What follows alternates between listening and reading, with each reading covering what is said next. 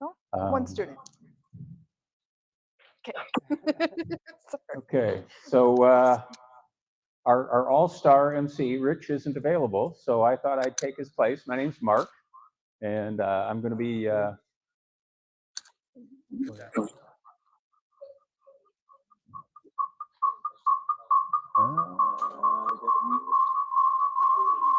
don't see it.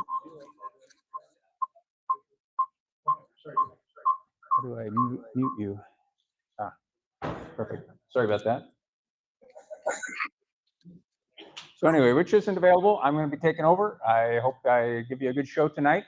Tell you what, I am ready for spring. Anybody else ready for spring? I tell you what, it has been hot, it has been cold, it's been windy, it's not been blowing, it's just been crazy. And I tell you, I am really ready for spring. Now, if anybody online is calling in from Florida, I don't want to know about it, okay? Just don't even tell me. I don't want to hear it. I'd like to welcome any new attendees. Do we have any new attendees on the room? Ooh, excellent. Welcome, welcome. Also, do we have any new attendees online? Yeah.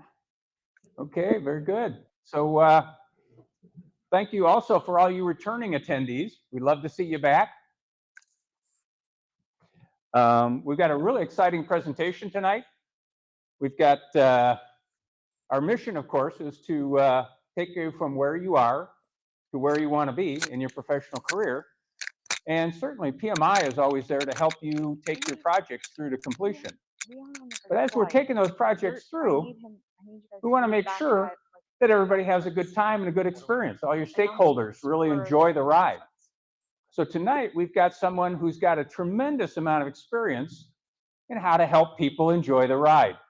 And he's going to help you to really explore a new toolkit that will help us make our stakeholders much happier.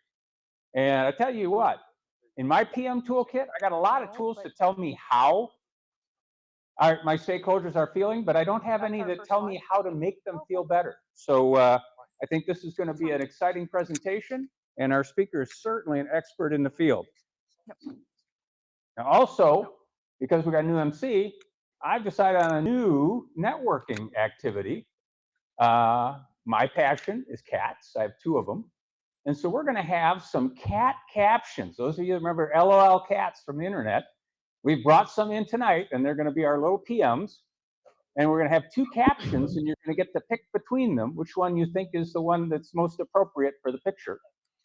Now, also, we're going to take a little bit of extra time that if somebody's got a war story, if somebody feels really passionate about one of the captions, if you want to share a little bit as to why you like that one, we'll offer that as well if you want to raise your hand. We're not going to force anyone to say anything on the spot, but certainly, we want to get a chance to get to know everybody, and sometimes sharing war stories is a good way to do it.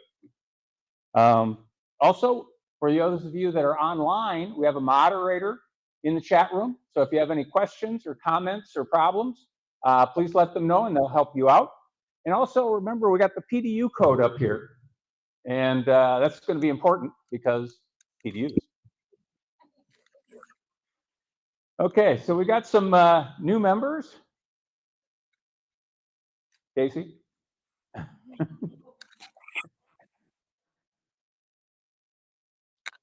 There we go. So we got some new chapter members. Are any of you guys in the room?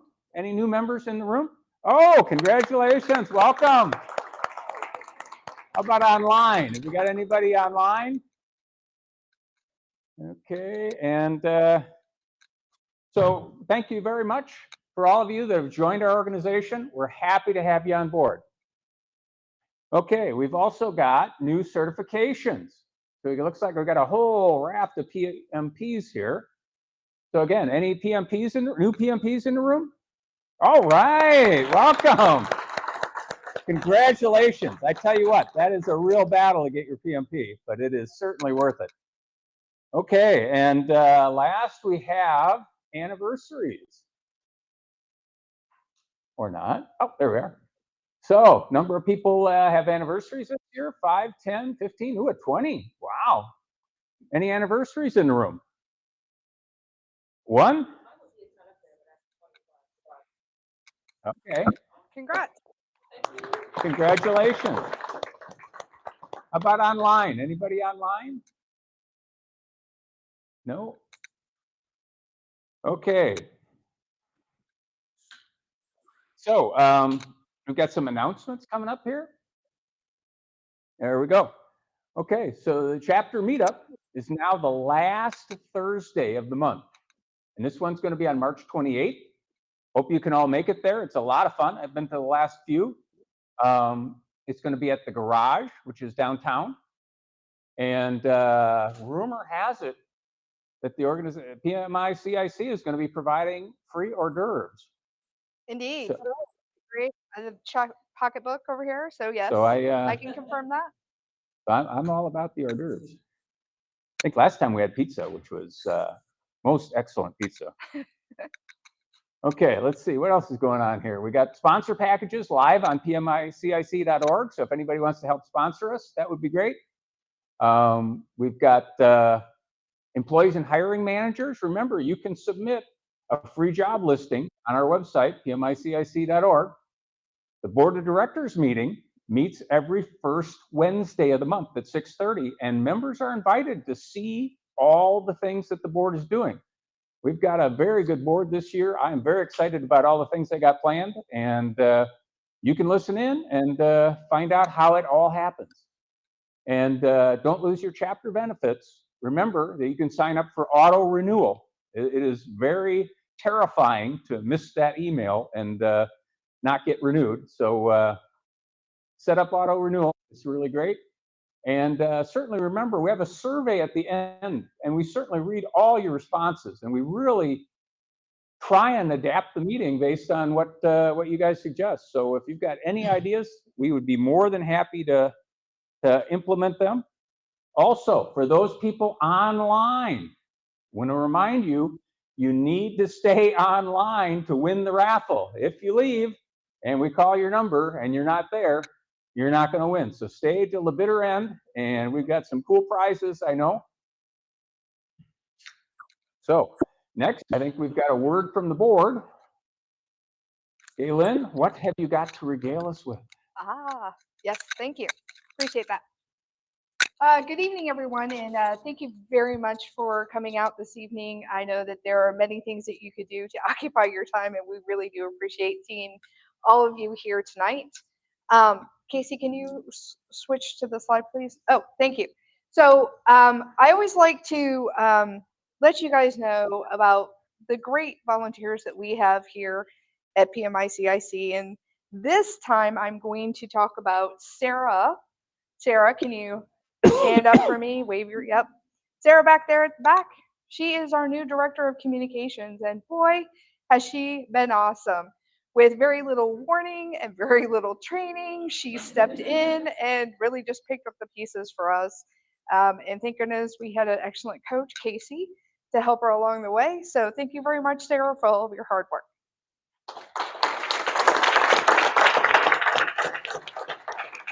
Alrighty. We do have some students this evening, so what I'd like to do is have all the students quickly stand up for me. It's awesome to see such young professionals amongst us. If you have not had the opportunity to introduce yourself to these young folks, please do. This is our future PMPs, and boy, would they love to know what you guys know and what is so great about our profession. So please make sure that you are having those conversations with them this evening. Thank you very much. The PMO Expo, I want to remind you, that is tomorrow, guys. Free event. Let me just say this again. The PM Expo is a free event to get PDUs. So take the opportunity to get this wonderful way to get PDUs. I hear that Pierre is going to be speaking. That is the current PMI president, CEO. So should be really good. We also have a special deal. One of our professional development day speakers from last year, who is Business Acumen, has offered a really great opportunity for us through the rest of March. His course, it is typically like $400. he's offering for $49. It's a pretty awesome deal. So if you guys are lacking those business acumen PDUs, what a great way to go get them. So just wanted to let you know. I will be sending out the slides, which will give you the link to that. Also look for it on LinkedIn. I will be posting that. And then last but not least, please don't forget our professional development day. It is scheduled for August 22nd. We would love to see you all there. Also, another great way to get some PDUs to learn about a whole host of topics.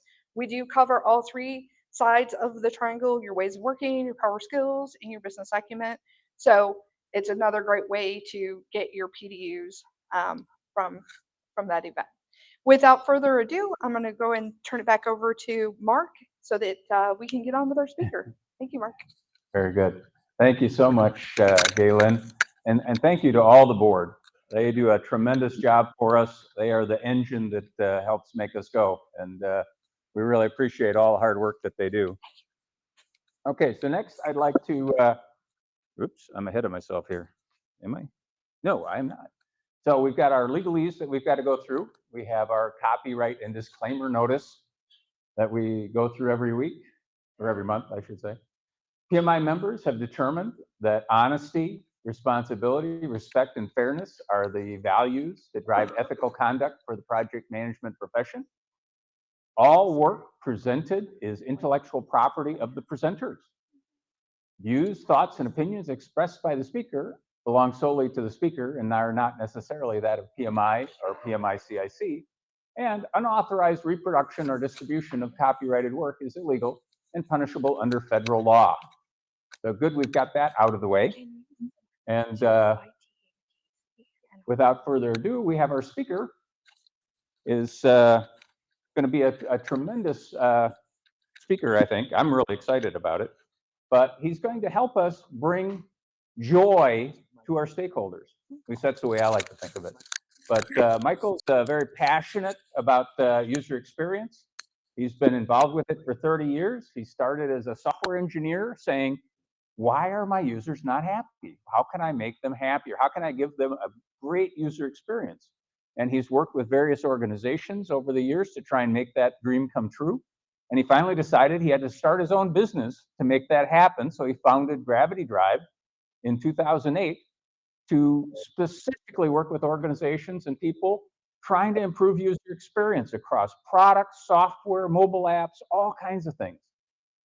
He's also very active as a volunteer. I don't know where he finds time to do all this stuff, but he is a first responder with the Ileana Search and Rescue. He refurbishes old tanks. He loves the outdoors. He invents games. He sponsors events here, like Game Day right here at Launch Fishers, which I'm going to have to check out the next time it rolls around. Without further ado, here's Michael Miserendino. And these guys, you're going to turn on all your mics.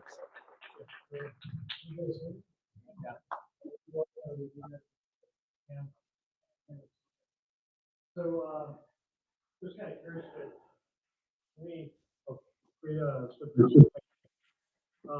title, Life Universe, anyway.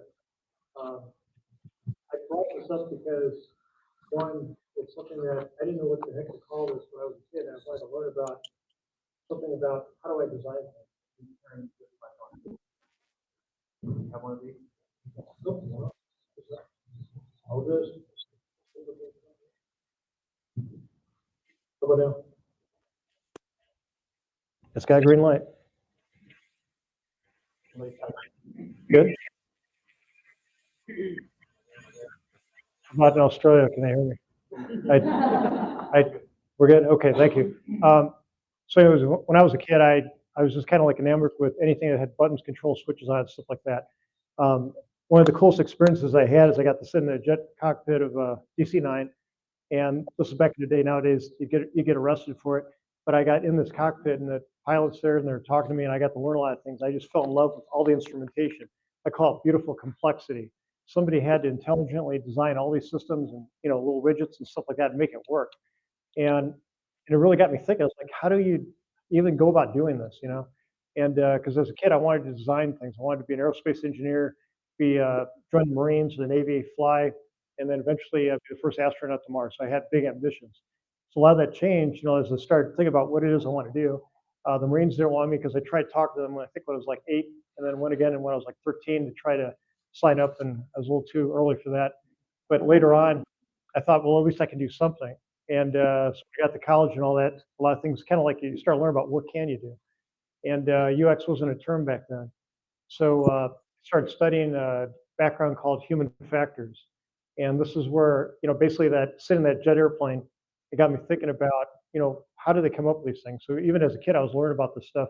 I started studying declassified documents from the government about military stuff, like ships, you name it. And it was just amazing to me, just the wealth of knowledge and stuff about how you design for people. Especially what got me interested is about dealing with crisis. And a lot of the things we normally talk about dealing with websites is all about experiences that are pretty lame. Like you're shopping on Amazon or something like that. It's kind of like just a, kind of like more of a standard experience nowadays. But I was always wanting to learn more about the extreme stuff. So life itself, the thing is, I learned is that everything in life, we have this thing on. Okay, everything in life has got some kind of an experience attached to it, whether we designed it or it's unintentional. And I always wanted to be a part of the intelligent design and making good products, making good decisions to get there.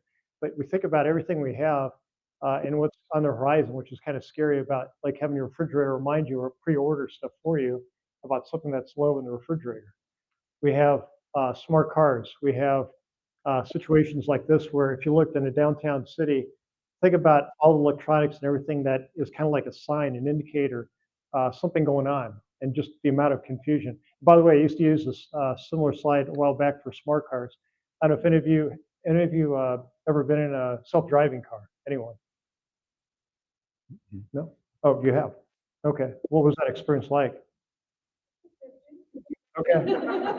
So now, if you drive an Indiana road, that experience is pretty docile. And for most people, they say, yeah, I can do that. Driving around cornfields and stuff like that, except when they get really tall. And then we expand it and say, okay, what about driving through like a Chicago 6-way intersection? Okay, and I have experience. I used to go to Chicago a lot. And one of the things that I learned is that you can actually get hit by pedestrians while driving a vehicle. And these are things that you're not aware of. Like I'm just driving through a 6-way intersection, I had a green light, and I heard a thud, and I see a guy in my rearview mirror flipping over the back of my car. And I'm thinking, okay, something's not right with this. And I stopped, get out to make sure, is this guy okay? And he just kept running. And the crowd on the other side of the street said, don't worry about it. He's getting a cab. And that's what he did. He just jumped right in a cab. But that was not my expectation. Okay. Now, that was not my normal environment. I'm used to living out in small towns and stuff like that. India's not really a small town, but I grew up in smaller places, and it's a different lifestyle. So things that you're not used to, right? So anyways, we have, things like that you want to consider in life. But life, go back one. Life is a usability problem. And anything you see and do, and it's funny, you may be doing this already, you don't even think about it. You may be complaining about when you pay your utility bills and how something's confusing. Like I found out the other day, Verizon changed their billing where I couldn't pay in advance. And if I did that, you had to start a payment plan or do something silly. And it's like, I just want to do it so I don't forget to do it. No, you got to wait till the day comes up, then you do it. Unless you get on some other program. That wasn't exactly my preferred experience, even though I've been with them 22 years now, which is insane. But basically everything around us. I mean, if you ever hang out with us too, we do weird things like we collect pictures of elevator buttons and stuff like that. And I got my students, I try to get them to think about these things too. And by the way, these guys are all awesome, and I hope you get a chance to talk to all of them, some of my best students. But basically, it's not always digital interfaces. And what's cool about it, the stuff we do in UX can apply to about anything. So don't limit yourself to just thinking about how this might affect the website. So if you work for a company and make physical products, even if you're doing a document design, there's an experience with that. And we have to think about the design of those things. So sometimes too, we don't know that people do, I call it stupid human tricks, but they do things that you don't predict and you can't possibly know, because a lot of times we sit and we design things by sitting in a chair behind a computer and dreaming up requirements, dreaming up a design, right? How many of you actually get to go out, raise your hand, if you get to go out and actually watch people use your product or use even a competitor's product? Okay, so a few of you do, actually a good number, that's awesome. So Is that something that's an eye opener for you at times, or is it something that you'd expect? I'm sure some of you have eye opening experiences. Okay, I want to play this video real quick. Casey, just cue this up. But basically, think of yourself. You work at an elevator company. You design an amazing elevator, and this is an elevator in the future spaceship. All right, and this elevator helps manage getting people quickly from deck to deck. So malfunction on this readout, but I can't pinpoint it exactly. Don't worry. We'll find out when it goes bad. I really think we should try and update it immediately. Might be something important. You know, I wish I had my board with me right now. Even if I could just once in a while. okay, so this is your elevator. And somebody apparently is stuck in an excess head to the bottom. That's what you probably envision. What does this look like to you? Does this look like a happy customer? No? Okay. Let's see how he deals with the situation and see if the designers came up with a good solution for it, for this outlier condition.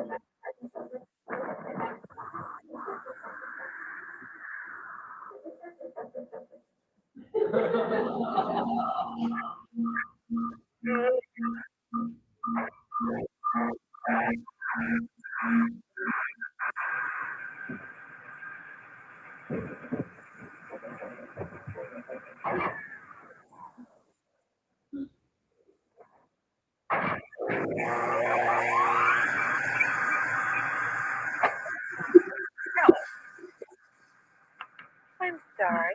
Telephone is out of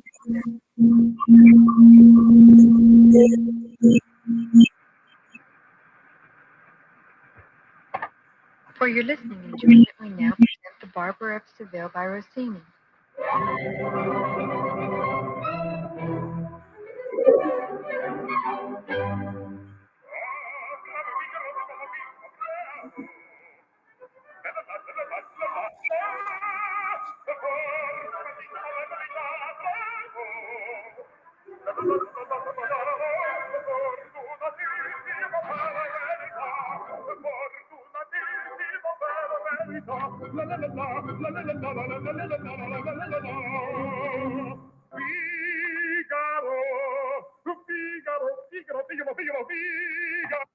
Good for you.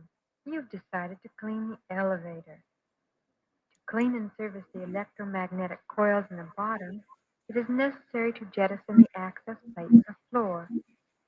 To remove the floor plate, please press button number 1.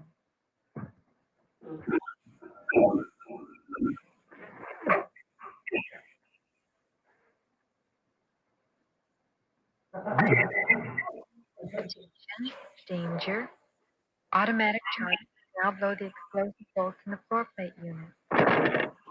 Plate will descend to the floor in 5 seconds. Please leave the elevator immediately. 5, 4, 3, 2, 1.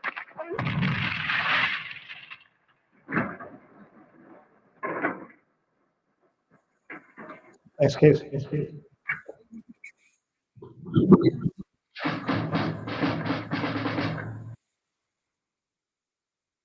Okay, so did anybody notice any usability problems with that?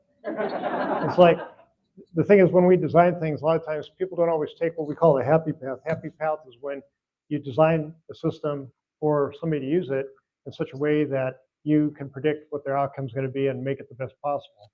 But we as people, we tend to do things not as predicted. And a lot of times we do things just like that example that the designers had no intention or understand that that could actually happen. For example, like going back to the whole self-driving car thing, they actually encourage you not to sit in the back seat if you're by yourself, just in case of an emergency and you had to take over. I thought at one time, I think there was even a car that was made without any driver input, meaning there's no steering wheel, no other controls, which is kind of scary. Because when you think about that problem I showed you before, like in the city, what if we extended that and you're driving out in the middle of, like say, a highway going up the side of a very steep mountain and the guardrails are no longer there and it's at night in the fog? Would you trust that smart car to guide you through it? I mean, even today, I mean, with AI and what it's doing, we still have a big trust factor, right? So that's a big consideration in a lot of what we do.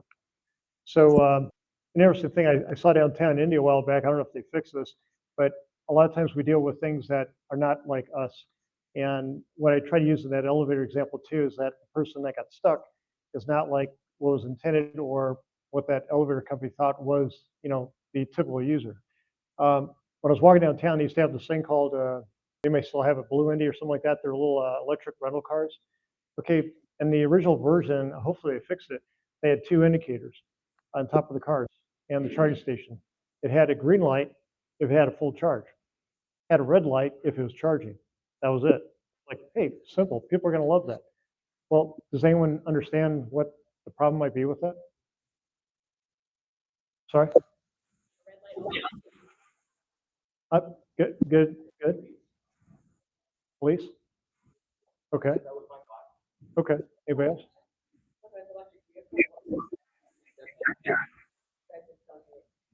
Gotcha.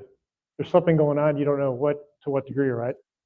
Well, also we have to deal with accessibility needs. So a lot of times we deal like with the 1%. So people who have color blindness issues may not see that. And guess what? Red green is the most common colorblind form there is. And at least I think last time I checked, it was like 11% of all males at a certain age or something like that have red-green color blindness.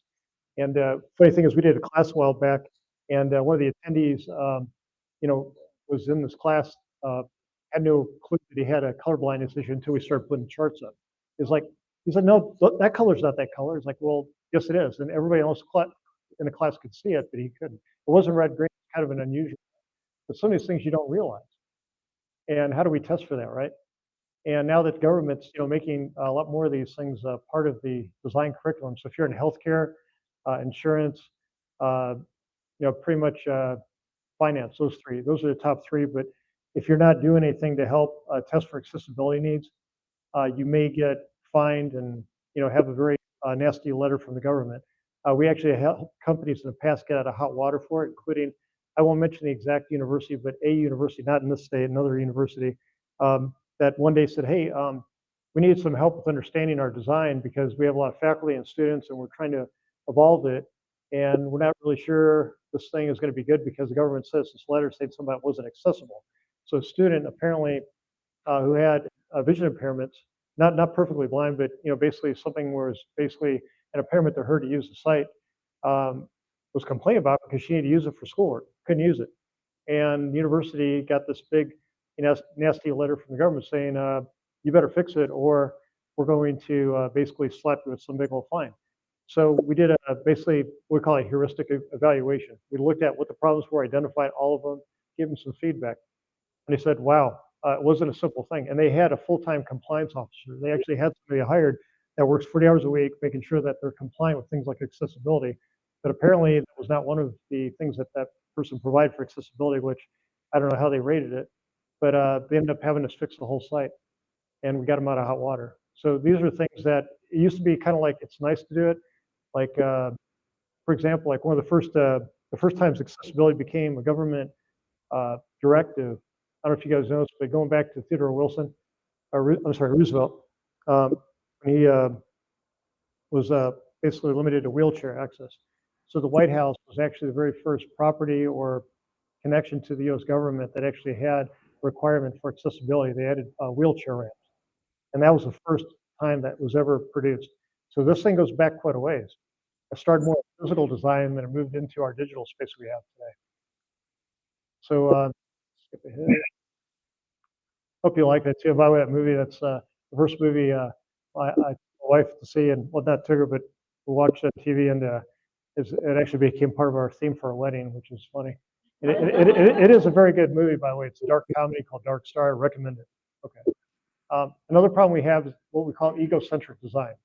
So you may have worked with a company, I see some entrepreneurs, they have an idea for a product, and they'll come to us and, Mike, we want you guys to do this user experience thing for us, and here's the design.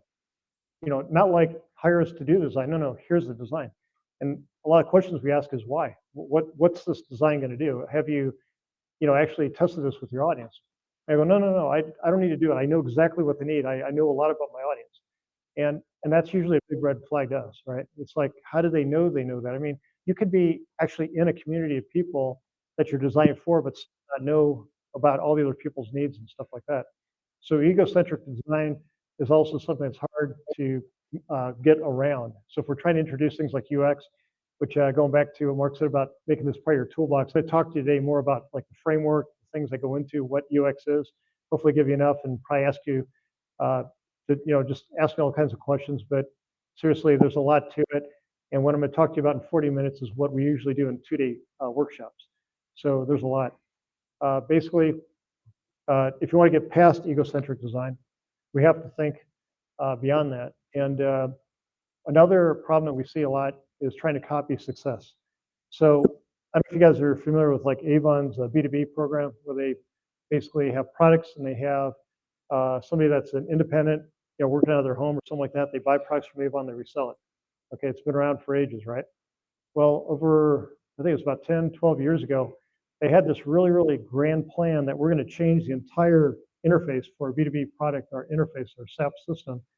And we're going to replace it with one that has been proven to have a great user experience, okay? The system was designed by another company to give people in a B2B role a great user experience. They came up with like the stuff we do, personas, they designed stuff, they went out, they tested with people and all that. But was that the Avon audience? Was that the Avon B2B customer? No. So spent, I think it was like a neighborhood of 100 to 150 $1 million on this big project. And Susan went out. A lot of the Avon folks walked away from it and said, I will never use this product. And Avon had to, scratch it off and just kind of, unfortunately, mark it as a loss. And what they did is they had good intent. They wanted to make a good experience for their customers, essentially their extension of their company, their businesses that buy their products or resell it. But they didn't take into account their needs. They went with what's in the box. And a lot of times today we have companies doing that. Even like we had a client that told us, hey, we're just going to go buy this thing right out of the box. It's going to do everything we want to do. And I asked them, does it work for your audience? Do you have any case studies where they've used it in that role? And said, no. It's just a good design. But they never have the answer about the why. So UX should help answer, about the why. I mean, a lot of times we have a what. What is it? We don't have a why it's good for you, okay? So what is user experience? This is interesting because, like I said, when I was a kid, the term didn't exist. And I always thought, and I joke about today, my job is I just make things easy to use. That's all I do. But basically, I looked at a few different places, and there's a bunch of different descriptions for it. So this is also the bane of our industry, is that there's a lot of different things that schools define differently, career placement people define differently. The HR department company that's hiring a UX person is defined differently. We see all kinds of crazy, weird things. Like most of the time I see UX jobs and they have software development skill sets they want. But the Wikipedia, this is a very brief description of kind of what it is. And I thought it actually gives you a rough idea of all the things that go into UX, but it's limiting. It doesn't have the full expression of it. One that I'd prefer to use is one by Don Norman and Jakob Nielsen. So Don Norman, if you're not aware of, this guy is like one of the fathers of UX. He literally coined the term UX. And I think he did it back in like early 80s, I think when he was doing some work with Apple. But basically, Don Norman and Jakob Nielsen are two of the experts in our industry. Jakob Nielsen's also somebody that, one of the first usability books I ever read was written by him. And he talks all about what is usability, how do we know something's usable or not. So basically, user experience encompasses all aspects, end to end, from basically the user's interaction with the company, the services and its products. Now, this is interesting because a lot of people think of UX as the user interface. How many times when, like somebody's discussing something about, oh, that's a great user experience, but they're talking about a screen, an account screen, something like, oh, I just bought something on the site and that was really good, but they're talking about a specific thing, not the whole thing that's around you. And one of the things Don said in another talk, I heard him talk, is that it's everything around us. It's not just the computer screen. When we looked at systems for a security company a while back, this was fun.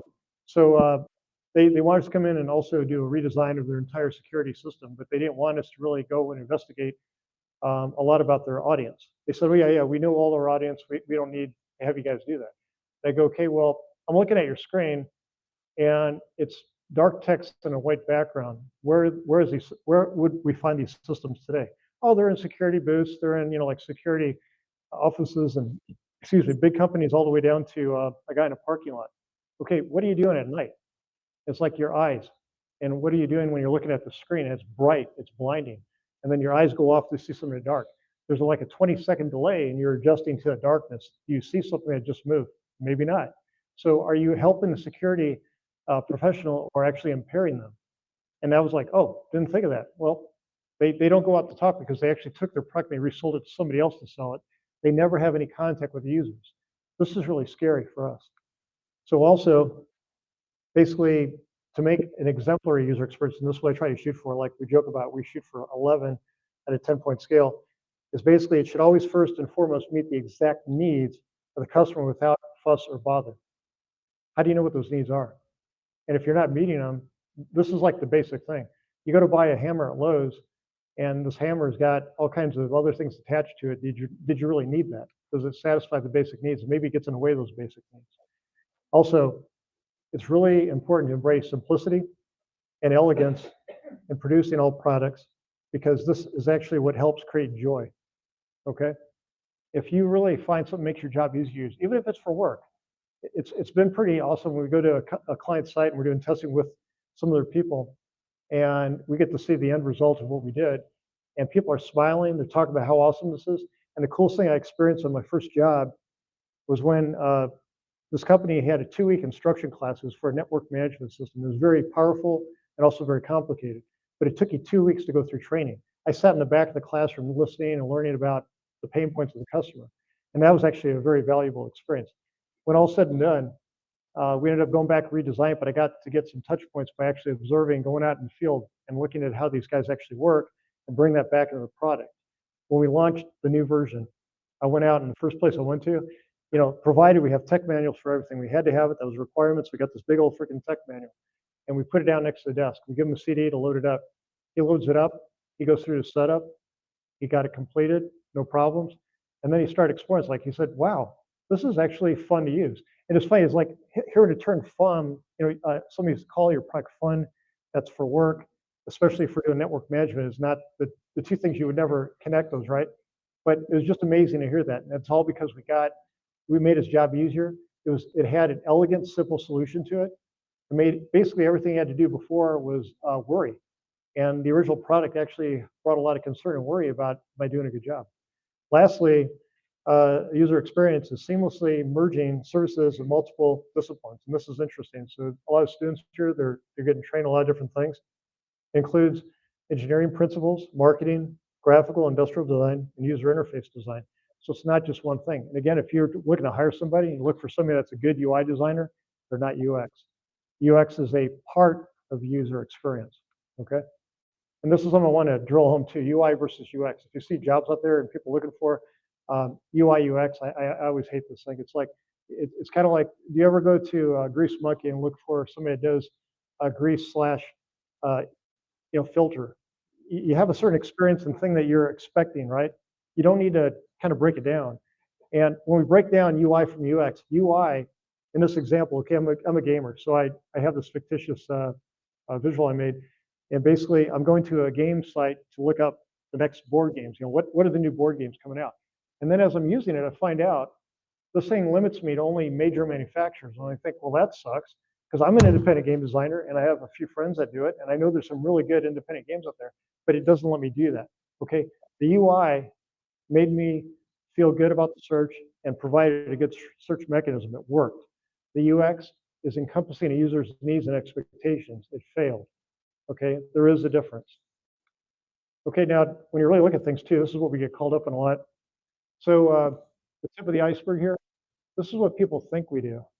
Basically make pretty pictures, come up with personas, do journey maps. I mean, that's all UX is, right? It's like, and these guys are all master's students, and they've got a few PhD students. There's a little bit more education involved. So we actually do a lot more things, and this is a short list, by the way. This thing just keeps on going down. I listed a few things because they got a lot of people in my company that do a whole variety of stuff. I'm more of I kind of learned it on my own.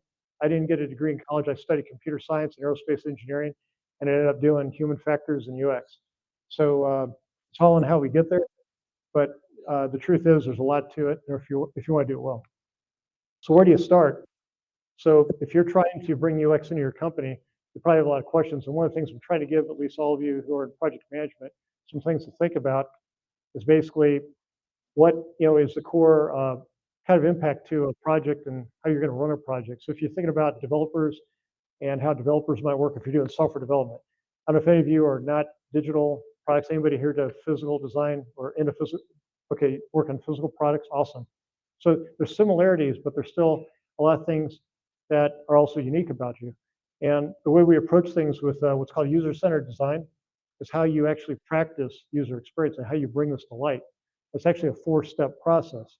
But if you're not using user-centered design, you're leaving out, number one, the U is user. And I hate using U because the user, well, even though I have the little logo here from Tron, I fight for the users, but I prefer humans. Human-centered design, I think, is a better term. Users always seem to have a negative or clinical connotation. But basically, there's some very separate principles before we get into the steps. But a design should be based on an explicit understanding of users, their tasks, and their environments. So if we don't understand this, who are we designing for?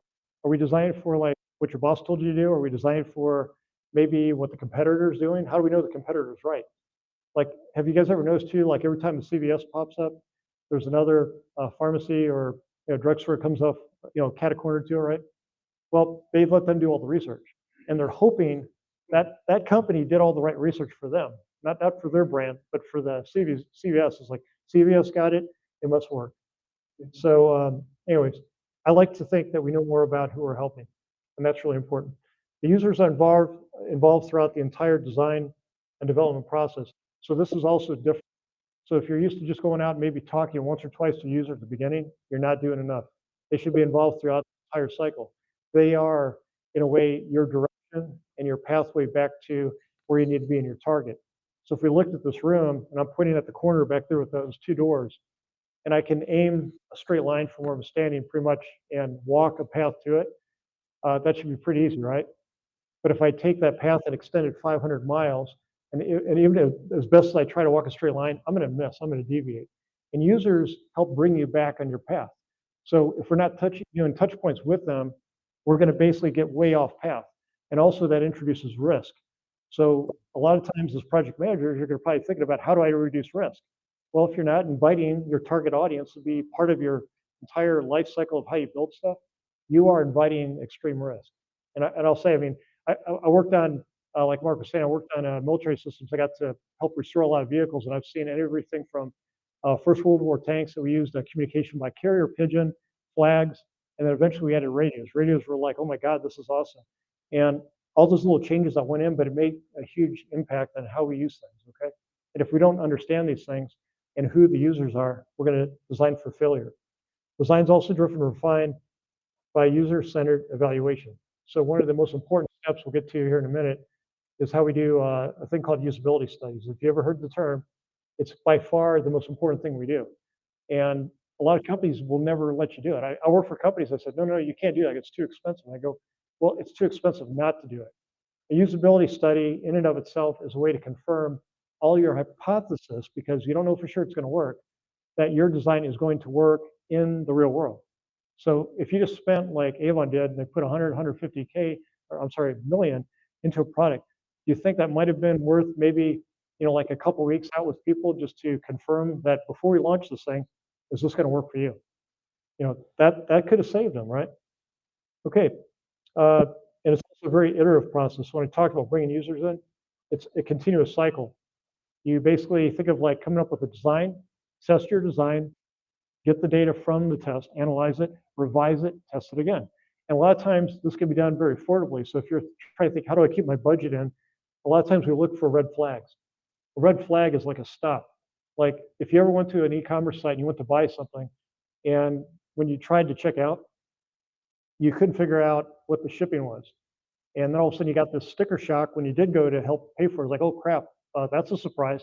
And then I left. I got into an argument once with a bunch of engineers at a place. They said, oh yeah, we can just figure this out by A/B testing. And I go, you can figure out what happened. You're not going to figure out why it happened.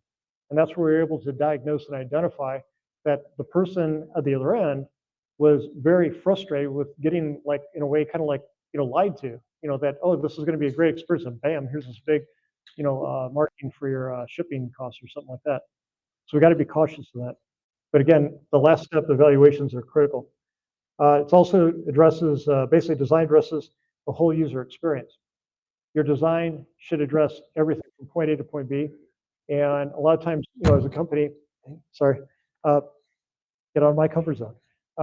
We need to do things in what we call like a systems engineering way.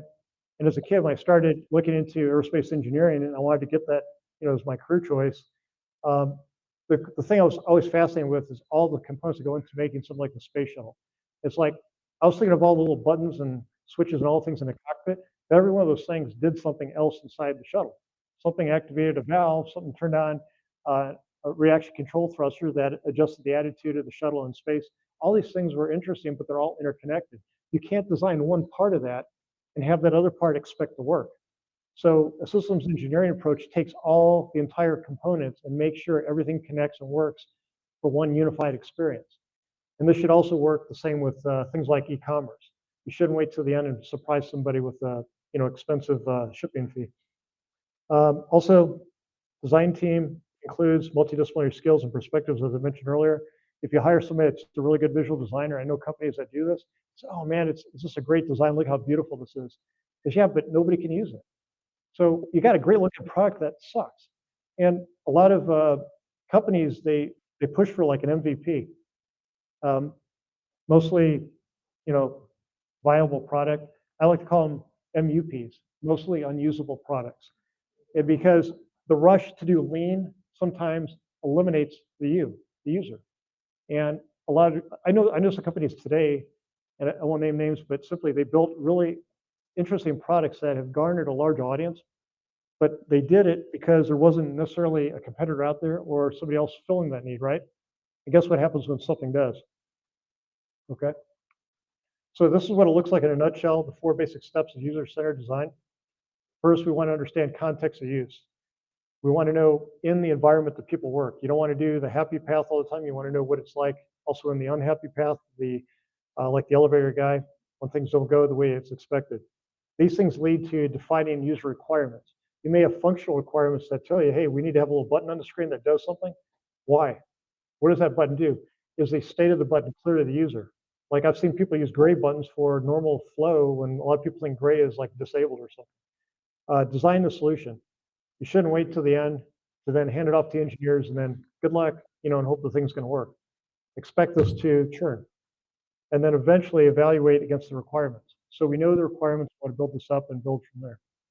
And I apologize too, because I'm rushing through a lot of stuff. And if you guys have any questions, we'll talk at the end too, but don't want to scare anybody or confuse you.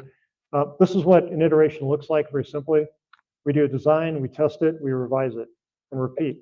And sometimes it'll build it up and it looks something like this, where it's multiple iterations of it. If we don't do the multiple iterations, if you had a red flag come up with one of those tests, how do you know you fixed it? So that's the intent. We can't maybe fix every single problem, just like we can't necessarily give a warranty like you might on a mechanical part, but at least we can help eliminate bad experiences, the ones that we know.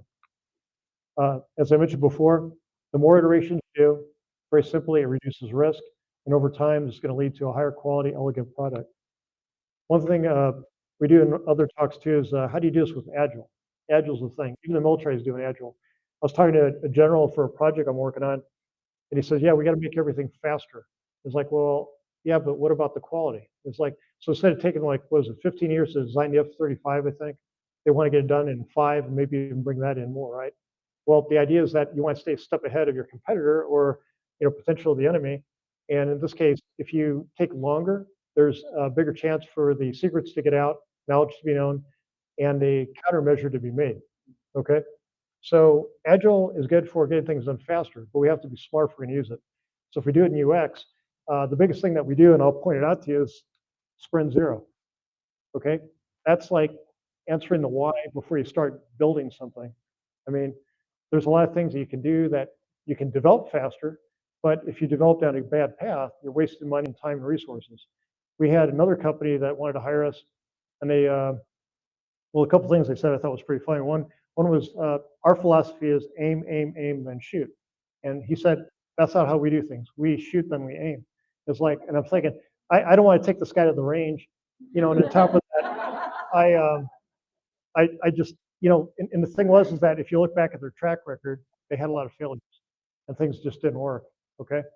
And there's a reason for that. But sprint zero is an opportunity before projects get too far ahead to learn about your audience, learn about their needs, and part of these things go back into how do you plan things. So a lot of what we do early on is we try to understand more about the audience to help deliver the needs and expectations, which eventually form requirements, which inform your designs.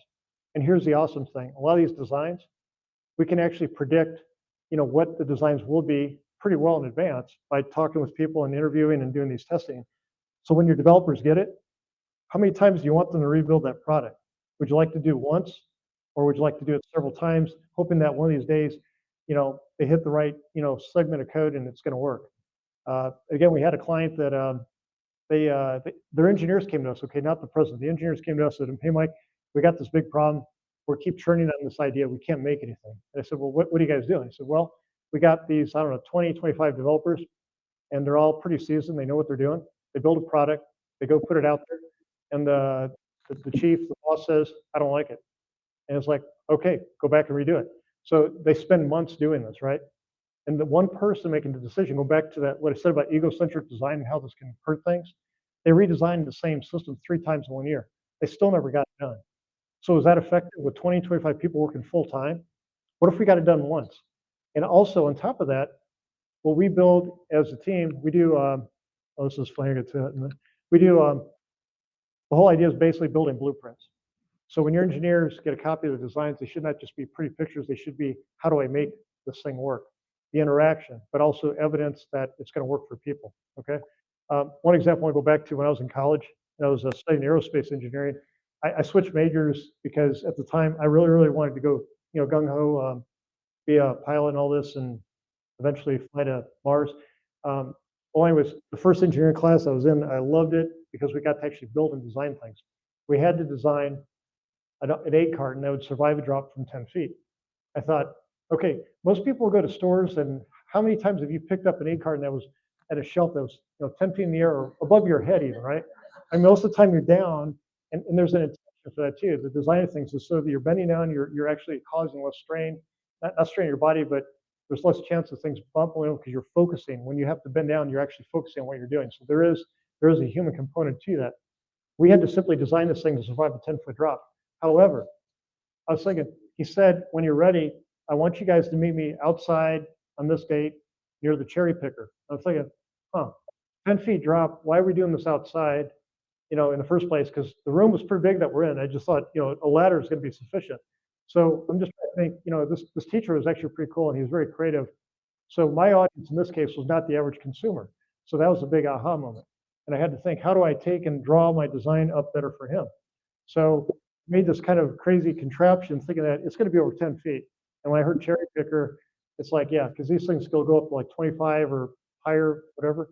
So I did this really crazy design. I don't have it in here, but essentially think of like two cups inverted, and one's just a little bit bigger than the other.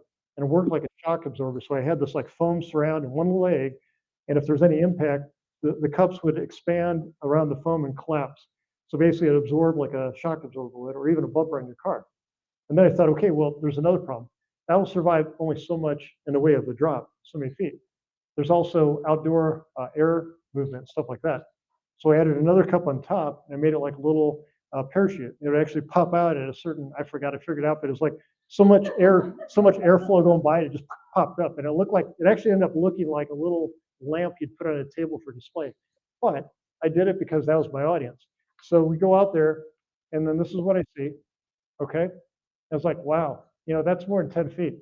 And we started out, no, we did start at 10 feet. So everybody who passed the 10 feet, which was most of the class, it was kind of scary. So you got some students there that didn't, have their, thing work. And I thought, basic engineering class, very simple thing. The simplest design was just a box some guy made. He made just a little tiny box big enough for the egg, and he basically put gift wrap around it so it looked pretty. And that was it. And I went to the nth degree because I was an engineer. I want to make, all my engineering principles put to work. So when he finally got up to the highest thing, this thing would go, and I'm just going to say, I'm guessing 25 feet. That's about what I'm guessing. I don't know. It may have been higher. So he was like trying hard at this point to now destroy things. So it went from like, I'm going to let it drop to, I'm going to throw this down. And he took mine and he just kind of flung it. And it was the funniest thing because it actually rotated, went straight down, but the little flaps I made at the top popped up and he didn't expect that. And it just kind of coasted down and landed. And I think I was the only one of maybe 2 people that survived out of like 20, 25 people in my class. But it's always, I thought about the user. And if we don't ask enough the right questions and think about those things, you may design something that breaks. Okay, one more example I want to use too. A buddy of mine was a Navy SEAL for a while. And we shoot a lot, I get to learn about his stories, but when he was going through certification, he was really struggling with handgun certification. He's a marksman on the rifle, but handgun he had trouble. And one of the reasons that he was telling me this is that he went in to get certified on the day he was going to do his test, and he wanted to clean up his act. So he didn't go out drinking, he didn't do any partying, he didn't have any coffee that day. He wanted to be like, I'm going to be clean, I'm going to get enough rest, I'm going to go in, I'm going to do perfect, right? Didn't pass. And then the instructor said, okay, why do you think he didn't pass? And he goes, well, and he said he didn't know. And it's like, and we get into all kinds of things like grip control and all these things, like I was telling my students about it too, but even your pinky finger has meaning and grip. So all these little details, right? But he couldn't figure out what part of that was wrong. And the big thing is that he changed his routine. He became the perfect happy path user. He was not a normal user. His normal path was going drinking with his buddies after training and getting plastered the next day, getting up and you have a hangover, right? But when he came back the next day, he decided, because the instructor said, hey, be just the way you are normally, because that's how you're going to get called up. When you go, somebody sends out a warning order and you guys are getting shipped out, you better be ready whether you're drunk or not, or let's say sober or not. But and when he did, he passed. And this was really interesting. So we don't always get the things the way we want it, when we want it, how we want it. And you got to remember the users are the same way. Okay. Really quick, got a couple more minutes. We're at 5 minutes. Okay, cool. All right, I'm gonna run through a few more of these things, but I want to give you guys a little bit more ammunition about how we do things. Okay, you've heard of personas. This is kind of an example of one we do. We do like 3 levels of personas. People just say, oh, you just need a persona. Well, there's different levels. We have what's called a proto-persona as the first step. So you might sit around with a room of people that know something about your audience. You come up with a hypothesis. Who is this person, okay? A proto-persona is basically done by the knowledge you have and your experiences yourself. It is not done by actually context, going out and speaking and seeing people and stuff. So it's a guess. Okay, the next level up is a persona. We've actually validated or vetted the persona. We've done research. We've met with people. We've done interviews. Now we can confirm, this is actually pretty clear about who they are, their needs, their expectations, their day-to-day life, stuff like that. Then there's a third level called a profile. And that's like sometimes multi-page storybook. And those things are powerful. We're doing this for a client right now. And when you look at one of those, you really do feel like you're in the user's shoes. And these are powerful tools that help you get there, but they're not something that you can do easily, meaning that you can't just sit around and hope that, put a picture here, some text on it, that's going to work. No, it has to have data, empirical data behind it. Research looks a little bit like this. I'm going to just jump through a few of these. Our teams go over pretty much all over the place. We shadow people, do all kinds of stuff. You'll watch. I joke about this. I had a group of students a while back watch people cut grass. It's like, okay, there's a lot that they learned. It's like they thought, oh man, it's gonna be boring. I'm gonna stand out in the hot, July and just sitting there watching somebody go back and forth, back and forth. We learned about patterns. We learned about the equipment, the wear on it, the wear on the operator, the tools. What if something breaks down? How do you deal with it? These things all came up during that study. They learned a lot, and we embedded that into the software product. That was amazing. I'm also a search and rescue volunteer. Been doing that for about 13, 14 years now. And it took students out in a preview of kind of like a pseudo mission that we did, just to show them the range of things. We got, K9 unit, we have Helo, we have a couple other assets that we use. But the whole idea was to get somebody to feel like, what is it like to be a search and rescue operator? Because if they're designing software for it, I want them to feel what that's like. So I actually have them go out and do practice missions with their guys. And it was very much invaluable. They also learned that we only get called up when the weather is stupid extreme. Like our unit came up to being out of northern Indiana to help pull emergency vehicles and stuff out of the snow during a big snowstorm a while back in Chicago. Those have old school military Hummers, and we were able to pull them out and basically drive emergency crews to where they need to be. And basically, that's how we got our claim to fame. And the thing is that a lot of stuff we have is what we brought. So we don't have good tools. A lot of stuff is what you own. And that's what I wanted the students to kind of learn about. And we go up in inclement weather, we bring what we brought, and you're expected to do something. And we do like 12, 24, and 48-hour missions. And whatever you got with you is what you got. So hopefully you're broad enough. And also another technique that I use, I'm a game designer for fun. I use games for education and basically to help my students also understand command or incident command operations for how they run a mission. I made a little board game out of it and got them to experience what it's like to send people out and if you're successful or not. And one of the big things they learned is that it came down to understanding people's skills and ability and assigning them correctly versus randomly putting somebody in a position they shouldn't do. You might find that with work, like how'd that engineer that likes to sit there and not talk to anybody in the corner get promoted to vice president where he actually has to talk with people, So is the skill appropriate? Okay. Some other things we do, we get into ideation work. This is something really of use. If you're doing project management, you want to plan priorities. We help use this to help identify features and things that are important to the user and bring back all this data we had that helps you target, identify what you want to put in your product now and later. So a lot of what we do is actually, even if you can't use it all now, it builds up an amazing backlog. Design solutions, I'm going to skip through these real quick. Wireframes look just like they sound, but they're critical. I've done napkin sketches before in products and able to help communicate an idea. And not everyone has to be a graphic artist, okay? As long as you communicate a good idea, a lot of the tools we have for even software development let you drag and drop controls on the screen that look pretty darn good. But where you put the controls is the key. High fidelity mockups is usually next level. Companies sometimes jump to these too quickly, and this is bad because these things take longer sometimes to create and basically develop. If you spent, like, say, a week making this beautiful mockup, how do you know it's going to work? It's a lot cheaper if you take your crews go out there and actually test with just wireframes and simple designs. But the hard part is you got to convey that this is a prototype, wireframe, et cetera.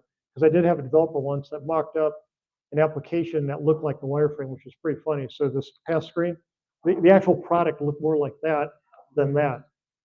And it's like, I explained to him what a wireframe was before that, but apparently that, communication breakdown, I don't know.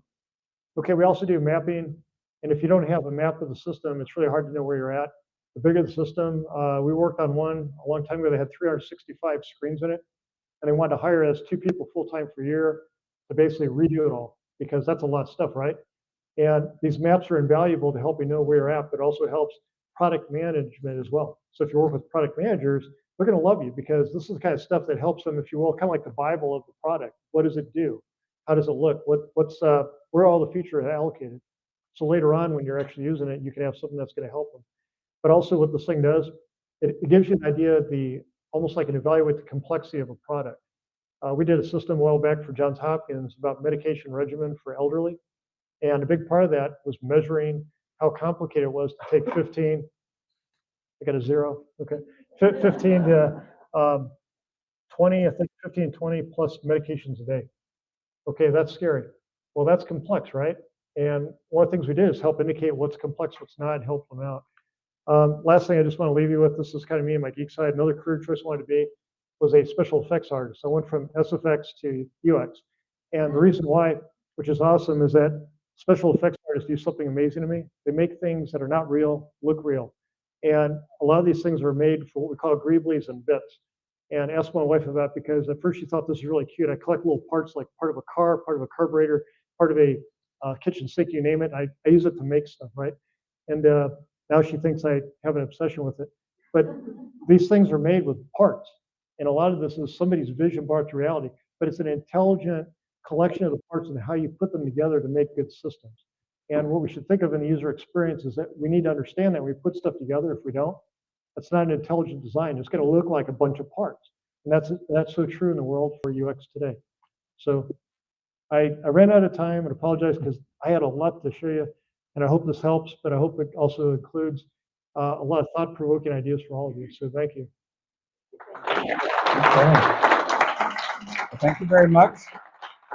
I'm gonna override the 0 and have we got 1 or 2 questions maybe? Oh, we got one online. Cool. Here you go. I don't know if you can read that one, but you read one of the side monitors here. Oh, how about right behind me? Yeah. Let me read this. For project planning of a software app that is customer facing, what are the relationships of user interface versus user experience versus universal design, and how to plan accordingly in the plan? Well, like I said, the UI, the design of UI is actually part of UX. So if you think of, another way to think of user experience as an umbrella, okay? UX is one component of that umbrella. It's underneath the umbrella. We also have interaction design. We have empathy design. We have all kinds of other things that go with it. So if you're doing UX, it's expected you want to do good UI. But if you do UI without it, you're missing part of the point. Universal design is something we try to aspire to. I've worked on systems that are for multilingual, multicultural. And those get really close to universal design because we want one product to work for many. And I started out doing this many years ago, and that's hard to do.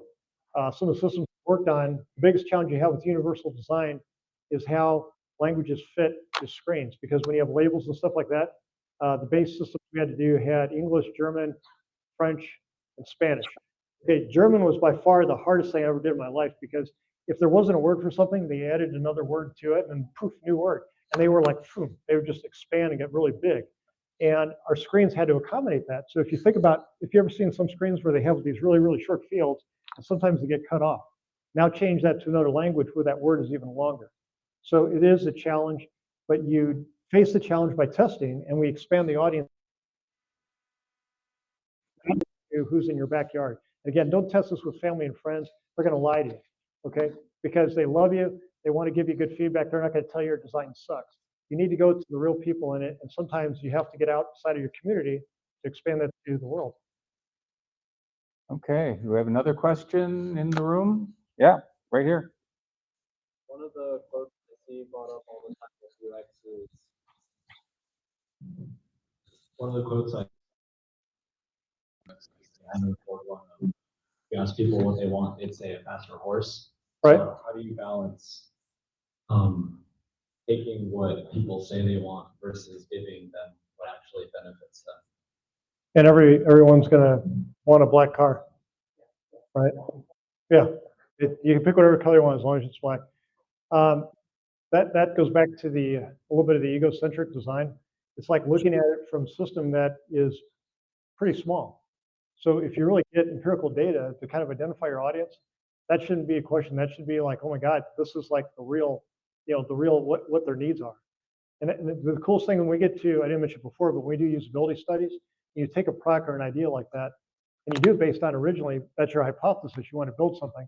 When you actually test it, one of the neatest things we've learned is sometimes some of the best features and products come out during that test because we can only guess so much. We can come up with good ideas and requirements and come up with a good design. When you actually put it in front of real people that will ultimately use it, that's where the learning starts. Senator, I'm sorry. Thank you. Okay, well, thank you very much. I think we're out of time. Let's see, we've got, don't go too far away. I'm going to need your help later here. Okay, next we've got our volunteer spotlight. Luis, do you want to come up, or do you want to do that first? Okay, so it looks like we have a certificate for you here, Mike. Oh, cool. I just want to say thank you very much for coming out and speaking with Thank us you. tonight. No, very We appreciate it. appreciate that. And Awesome. for supporting us. Thank you. I love coffee, so this helps. Okay, very Thank good. you. Luis, do you want to come up? Okay, so in our volunteer spotlight tonight, we have Luis Cano, and he's been a volunteer with us. And Luis, do you want to tell him a little bit about yourself? Yep. Oh, here we go. Thank you, Jeff. Hello, everyone. Hello, everyone. I'm Luis Cano. I have been a volunteer with the PMI CIC for 1.5 years. I started looking for information about how to use what I was learning about project management. And at that point, I was looking for information to pursue my PMP certification. And I went online and I started looking at all different pages everywhere, and I was getting lost with all the information there until I came here. And I started talking to all the staff here. They are great, and they gave me all the information that I need. And I started going that direction, and I became a PMP. So it's a great opportunity. There are a lot of tools here, a lot of information, and a lot of mentors here. So yeah, it was great. Okay, well, quick question. How did you get started in volunteering? Well, I started after learning at what they were doing at PMI CIC. I understood how important was to reach out to students, reach out to universities, because a lot of people don't know what project management is. So I started reaching out to universities and different areas to try to bring more students on board, and that's what I have been doing. Okay, very good. And if someone is thinking about volunteering, they were kind of undecided, what about your experience volunteering would you recommend to them? Absolutely, yes. It has been a great experience. I have been doing, like I say, this for 1.5 years. And I can tell you that on top of the PDUs that you can get to all the different presentations and all different trainings that you get here, it's a great opportunity if you guys want to network with other companies, other people. This is a great opportunity. There are people from a lot of different backgrounds here, and you can learn all the time. Every month is different. You have a lot of different people here from different backgrounds, and you can learn a lot. So yeah, I highly recommend you guys to volunteer and be part of PMI CIC. Okay, well, thank you very much, Luis. Thank you. Thank you, guys.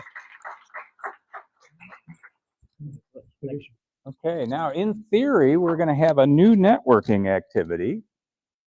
So, Mike, you're going to help us here. Okay. In fact, we could get comfortable if you'd like. Here we go. I'll give us a couple of chairs. All right. We can relax a little bit. Let's see. Oh, here we go.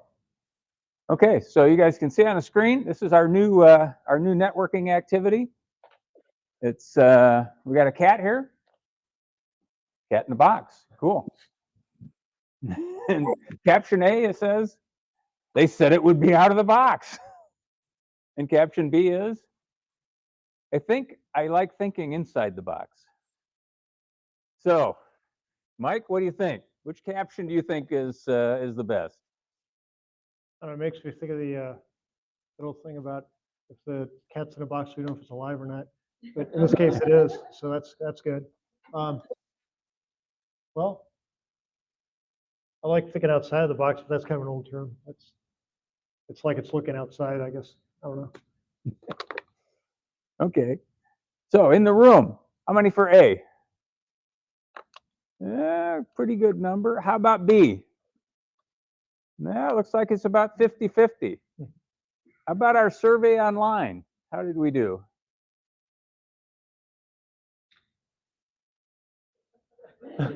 That's it.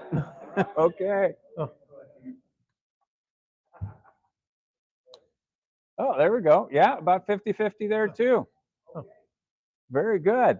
Does anybody feel really attached to one of those? Got a war story for us? In the box, out of the box? No? Okay, let's get the next one up. Oops. Oh, there we go. Okay. So I just replan and it's all good. Or so the vendor says there's no risk. Mike, which one sounds like the best to you? Yeah, B is pretty much everything we see. Always. There's never any risk, right? Just buy our software. Trust. Okay, how about in the room? How about A? Yeah, a couple. How about B? Yeah, okay. And how about online? Yeah, about, okay, looks like B won, but not by as much as we had in the room. In the room, B was dominated.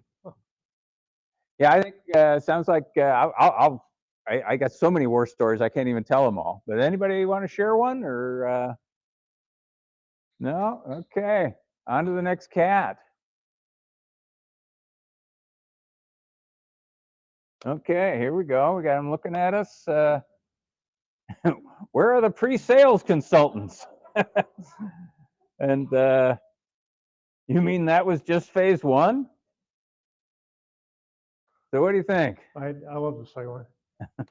Yeah. It's always everybody We're not done yet? Underestimate. Okay, how about in the room? A? Yeah, couple. B?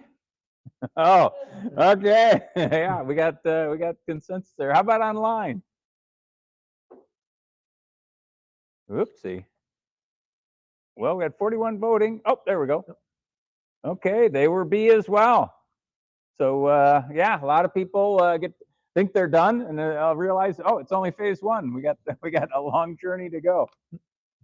Okay, how about another one? Oops.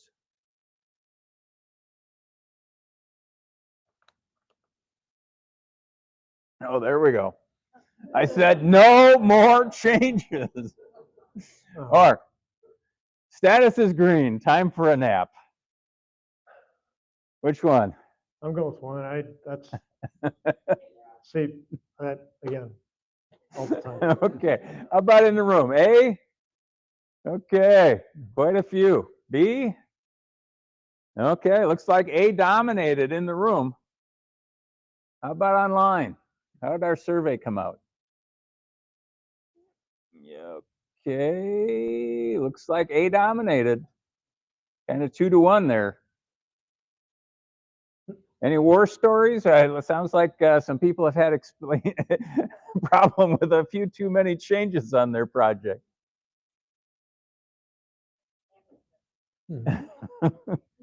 I got one I want to share with. Yeah. We worked with a company that wanted us to redesign one of their products that was in a continuous change request state. So when I was looking at the product, they had over 550 plus change requests, and each of these change requests add up to not hours, but like days or weeks, right? And it was going to be that way forever. It's almost like they're on this endless credit card thing where you get like insane in interest, and it just keeps going. So one of the solutions we came up with was we built the patterns of design around it. So instead of I think it's what I mentioned before, instead of 365 screens, we ended up having 6 patterns. 6 patterns rebuilt all those same screens and basically saved them time and energy. It destroyed all those change requests. And that was an external vendor, by the way, that wasn't happy about because they were the ones just basically milking them for every year to come back and change. And anytime you get stuff like that, there's a problem. This is not normal. Yeah, well, I think we've all been in the churn mill where they just keep coming in, and yeah, you're right. It takes a lot of discipline to try and stem the tide sometimes. Okay, so we got another cat here. I think we got room for a couple more, maybe. Okay. Maybe if I play dead, the PMO will leave. Or, and when you open your eyes, the project will be green. So, Mike, what do you think? I think they're both good. I think the B one kind of seems like that's what people always wish, and I think that's human nature too. You just wish that we're going to be in a. Tap your heels together, and It's going to work. Yeah. there's no place like green. Right. Okay. How about in the room? A. Okay. How about B? That's about even. About even. What do we got online? What do our virtual friends say? Okay, quite a good vote. Pretty even. Looks like looks like the PMO doesn't have any friends here. Okay. One more. If you squint, the data looks clean. I think it says Argyle coding only. What do you think? It's an accessibility problem. It's yeah, I go with A. A, Yeah. data problem. Okay, in the room, how about A? Oh, a lot of data problems. How about B? One. Okay, how about online? How's our online audience think about this one? Oh, A dominates. So it looks like we got a lot of data problems out there. I am a data hawk. Whenever I start a project, even before it's approved, I have people start looking at the data saying, okay, what do you got? In fact, I wrote a blog for another organization, said, your data is ugly. How do I know? Because everyone's data is ugly. Okay, I think that is probably enough for tonight for our networking. Thank you all for your voting and for the fun we had there. I think we're going to have a raffle now.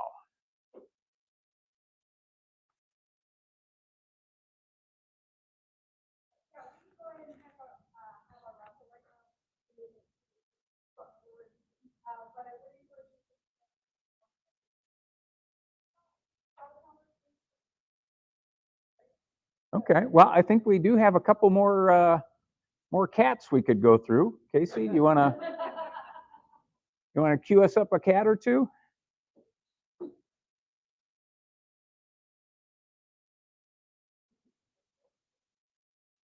That's okay. Well, Oh, yeah, we could open it up to additional Sure. questions. Absolutely. oh yeah. Happy to. Let's see. Trying to figure out, so requirements development is always difficult. How deep, how long? Talk about the importance of drawing a line from You have the audience mic? Mm-hmm.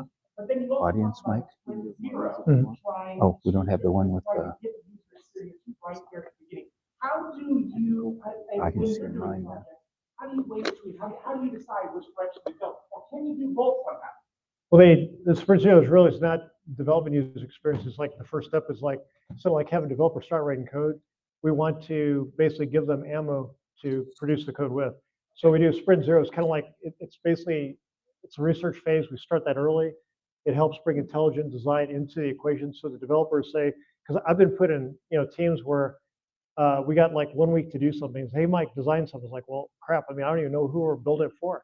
And it's like, so we basically back it up and help build that knowledge into the next cycle. So every time you have sprint come up, bam, there's something to work with.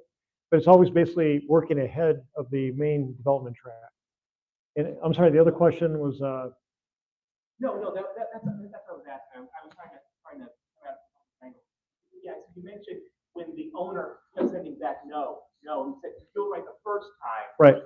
But you're saying that's still need to be communicating with him iteratively. Yeah, well, a lot of what we do is actually a paradigm shift, and I'll give you a really good example. One of our clients, they made a product that I came in, this is back in the days when OpenID first came out. So OpenID, you can log in using Facebook to about anything, things like that. We had over 128 back then, about 12, 13 years ago, 120 different types of accounts to accommodate into a login experience for this one product. And talking about universal design, we had to have this thing work for whatever people wanted to use. And I'm looking at it, and their login already had lots of complication. It wasn't like username and password. There's a lot of stuff going on there, and it was used by researchers across the globe. And I said before we start anything, I'd really like to get a baseline. We use usability studies sometimes at the beginning, not only at the end, but also in the beginning. The beginning gives us like where are the red flags now, because we don't want to eliminate good things either. There's things in products today that we may not know are really good. We don't want to take them out. So we said, let's do this, and the client agreed to it. The two product managers on this project, it was giant, and like I said, they had two of them.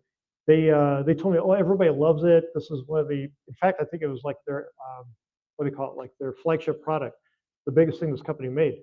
And so when we started doing the usability study, I was using the existing product, didn't modify anything yet. We had a script put together and everything. We're talking to people.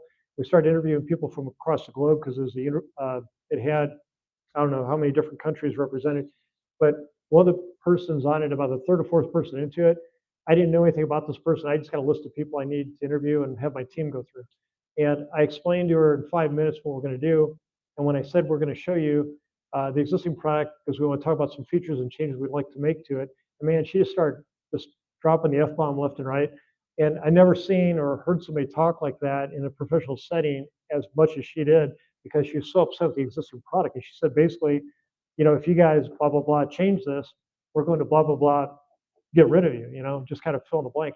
And it was a very unhappy customer. And what's funny about it, I didn't know it. She was the chief librarian representing over 1 million researchers across Europe. It was their biggest customer. So it's their biggest product, and I was talking to their biggest customer. And by the way, kind of like the one that makes the decision what products they buy and use.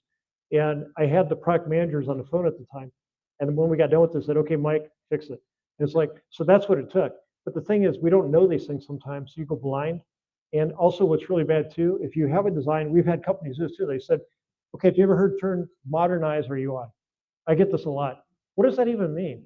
It's like, you maybe designed your UI 10 years ago. Okay, I get it. Like the chrome or the skin may look a little bit old, fine. But what about the features? And the thing is, they don't know. We had a company that they said that they won awards because of the really, really good user experience, but nobody in the company knows what the hell it was. It's like they got these awards and they wanted us to change it. I said, well, we can't change it until we know what's actually good about it. Because if you don't capture the good stuff too, you're going to destroy the design, just like in a way like the example with Avon. Avon didn't take the time to understand their audience. And that was a massive failure. I mean, that's one that we use in the UX community a lot to talk about as an example of how not to do things out of the box. So for case in point, if you don't know what you're getting into, don't just make the design. Make sure the design has empirical data to back it up. And it's not easy to get the data, but it's going to pay in dividends later. Okay, I think that we're probably going to have to do a raffle. I want to be respectful of everybody's time. We're getting close to that 8 o'clock hour. Michael has agreed to stay after a few minutes, so if you guys have additional questions, feel free to come up and ask him those questions. In our questions, it's too late. Other than that, Michael, I'm gonna have you help me with a raffle. Sure. We're going to do 2. One's red, one's blue. Is there some, Blue it's is like the Matrix. blue is in person, so you're gonna Okay. draw 2 out of there for 2. me, All right. and then you get to read off the numbers. Last 4. We got 5 or 4. I'm sorry, 4599. Woohoo! All right. And sorry, the prize tonight is a free program, so please see me so I can get your information. You're a volunteer, so it doesn't really help. But we'll talk about something else for you. But that's what our raffle prize is for tonight, is a free program, and you can do either virtual or in person, your choice. So go ahead and read the. Next one is 4621. Woohoo! Congratulations. Okay, now for our virtual folks. 2 red ones. Mhm. Oops. Next one is 9956. 6. 8. 8. Oh, sorry. 9958. Oh, it's online. Yeah. Nope, got it. Pick another one. Okay, the second one, I can't hear them. 9945.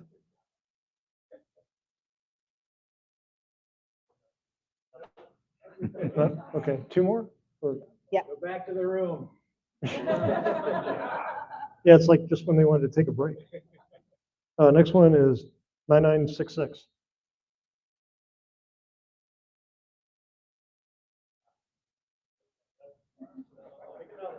Is there anybody online? All right. Next is 9964.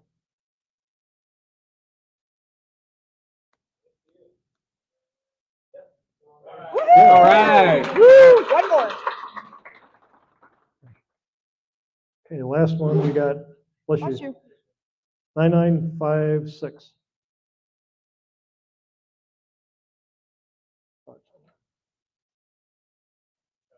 No? This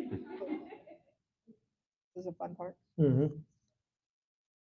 Next we got 9995. Almost in sequence. 9995.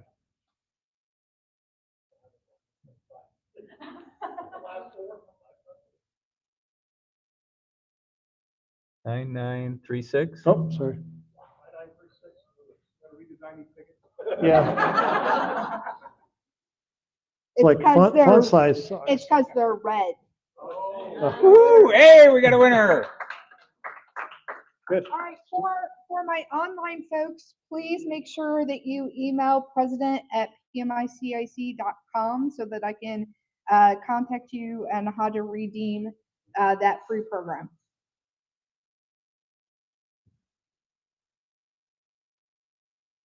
All right, so thank you very much. We appreciate you coming out this evening. you. We appreciate the entire room.